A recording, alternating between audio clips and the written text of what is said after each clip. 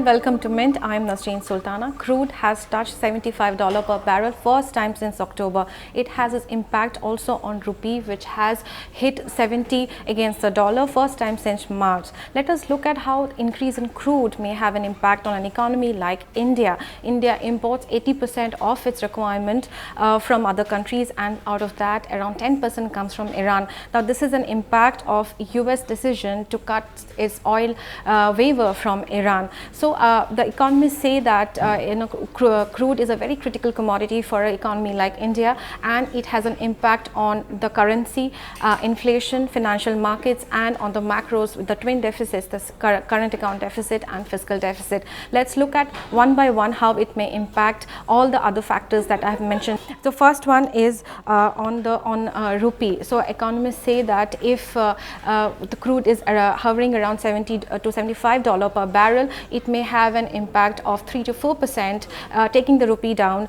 against the dollar.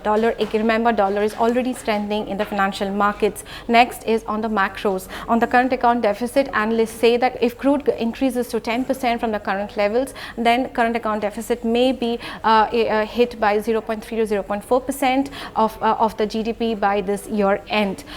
Thirdly, on the rate cuts, after the IMD's forecast that monsoon this year could be near normal, there was a widespread belief that the MPC may go ahead and go ahead for an interest rate cut in the June meeting. However, after the increase of crude rate price, there is a feeling that there could be pause in interest rate cut that will have an impact on the lenders and the borrowers. Finally, crude also has an impact on the micros or the corporate earnings. Remember, a lot of companies depend on crude as a raw material.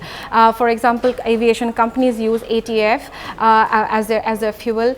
Secondly, a lot of paint companies use crude as a raw material. Analysts say that this high price of crude may have an impact on their margins and effectively on the revenue. Remember, we are already waiting for an earnings upgrade, and at this point of time it's very important for an earnings upgrade. Finally, on the OMCs, the oil marketing companies depend on the crude prices for the revenue and margins. Already companies like BPCL, HPCL and IOC the stocks have already taken a bit, and the stocks have fallen around 2 to 6% this month, and we will have to see what the government takes decision till 2nd May, how we are countering the Iran oil deficit. Until then, we'll have to wait and watch. That's all from now. Thanks.